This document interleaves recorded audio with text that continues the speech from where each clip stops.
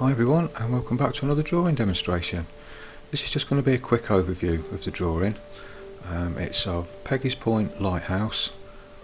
You can see the reference photo there in the top corner. Like I say, it's only going to be a quick sort of introduction to the drawing. There'll be a full-time lesson of this over on my Patreon channel, where there'll be 8 videos to accompany this one, all in real time and with real-time voice, no voiceovers or anything like that. So I'll leave links to my Patreon channel in the description below and on the on-screen cards as well. We've got a really fast-growing community of people over there, all posting their work on the community section. So if you want to be part of that, like I say, you can post your paintings and drawings there and get to know everybody. They're a real friendly bunch, really supportive group of people over there. I'm sure you'll really enjoy it there. So yeah, just pop along there and have a look and see if it's for you. The actual drawing itself, it's not really that difficult. It'll be a good learning curve for a beginner to do, and the intermediates shouldn't have too much trouble with this one. Most of the work involved in this drawing is mainly the rocks. The lighthouse itself is quite simple, it's quite easy to draw and shade. There's not much to it, but although the rocks look very complicated, they're a lot easier than what you think. If you're just thinking basic shapes and tones and don't think about drawing rocks, just think of shapes and tones, everything starts to get a little bit easier. The rocks themselves are sort of quite time consuming really. There's quite a lot of them then, and it's quite involved with the various tones and everything. But the lighthouse and the ocean and the sky and everything else is pretty easy to draw actually, so you shouldn't have too much trouble with this one.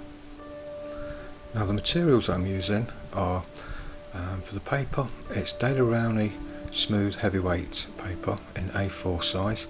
I used a range of pencils ranging from 4H, HB, 2B, 4B and a 6B. Some wood case pencils, some mechanical pencils.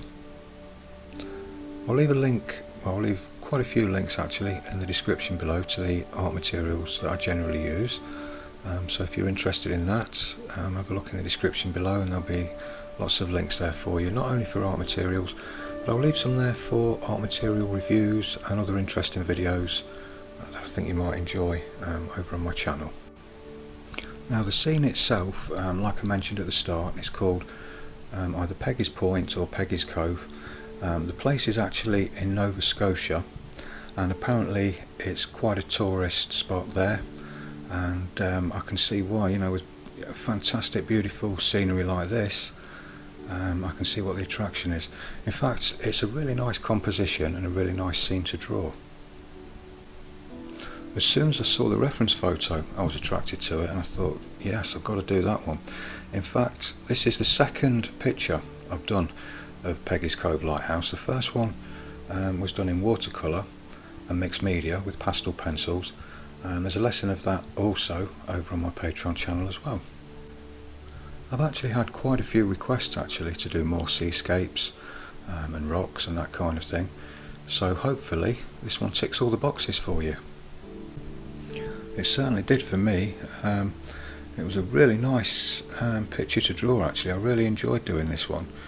You can kind of get quite involved and carried away, drawing all those rocks and all those tones and everything. I'm actually starting on the rocks now, as you can see, and this is by far the most involved and longest part of the drawing. I mean literally almost the bottom third of the drawing is all rocks, apart from that little segment of ocean and the breaking wave there that we've got. So if you're going to have a go at this one, you're going to have to be prepared for the long haul, because it does take quite a while to complete this bottom third section.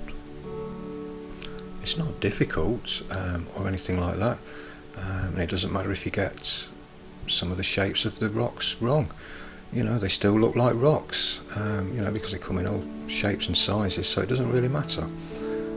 I mean, the most accurate part of the drawing really is the lighthouse itself, and again that's fairly easy, there's not much to it, so really you shouldn't have too much difficulty with this one. It's quite a nice easy one to do actually. And you can also use a fair bit of artistic license with this one. You know, we've got that vast area of sky there on the right hand side. I did actually add a few little seagulls in there, just kind of flying off in the distance towards the end. And also you could add a few sort of white sailboats on the ocean there, just to add a little bit more interest to that area if you want. So really, you know, it's a good picture to do, you know, if you want to change things a little bit, or you know, add a few things in. You'll probably notice as well that the reference photo there in the top right hand corner, the lighthouse looks very white compared to what I'm actually drawing. That's to do with kind of the backlighting effect on the reference photo, and also it kind of looks like I'm drawing on toned grey paper, doesn't it? I'm not actually. It's, you know, pure white paper. It's just a different effect in lighting there, which makes the lighthouse look whiter in the reference and greyer in the actual drawing. But I'll try and put up a fairly accurate, true to life finished drawing at the end of the video, you know, where the tones kind of match what it really looks like in real life. Okay, so we've got quite a few rocks drawn in now, and at this part of the drawing I was beginning to realise that this isn't a how to draw rocks lesson at all. This is a lesson in abstracting shapes and matching tones. You know, when you think about it, that's all it is. You know, these are just kind of abstract shapes with tones that have to be balanced and in harmony with each other, and obviously matching the reference photo. You know, we've got to try and get the light hitting them, the shaded parts, the really dark areas in there. So after a while your mind stops thinking about actually drawing rocks, you know, and all you're doing is drawing abstract shapes and matching tones. That's the way I thought about it anyway. I mean, it might make it easy for you to think about it that way. I don't know. That's for you to decide, but that's kind of what helped me draw these rocks. So I'm making a start on the ocean now, and I'm just using a 2B pencil for that. I'm just using horizontal pencil strokes, kind of a fairly patchy shading technique, so I'm leaving light areas and dark areas and varying the pressure on the pencil, you know, just to suggest distant waves and movement in the water, and softening back with a brush and then going back in again, and just emphasising a few shapes there in the ocean. Okay, so we're on to the foreground wave. The shade was put in just with a blender, just using the graphite that was already on the blender. Keep it nice and light, and the highlights, you know, we pulled out with the pencil eraser, and also a kneadable eraser as well. I do actually have another Seascape drawing demonstration on my YouTube channel, which shows, you know, a lot more of the water. In fact, it's all pretty much water with a little bit of beach in the foreground, distant land and everything. So if you're more interested in drawing, you know, the water and the waves, maybe that video might be worth watching for you. I'll try and include it in the end screen, and leave a description, and leave a link in the description below for it. So it might be helpful to you. You know, if you watch both of these videos, you know, the other one will show you a lot more, you know, on how to draw the water. But you can see I'm using, you know, various combinations of pencils and erasers and blenders, you know, to get the effect of this crashing wave. And obviously, you know, there's much more detailed lessons over on Patreon about this kind of thing. And like I say, it's all in real time, with no voiceovers or anything like that. You know, it's a full lesson over there for you if you're interested. Okay, so we're not too far off the end of the drawing now. Just a few more final touches here and there. Just for a few little extra highlights and foam patterns and things like that. All done with the eraser.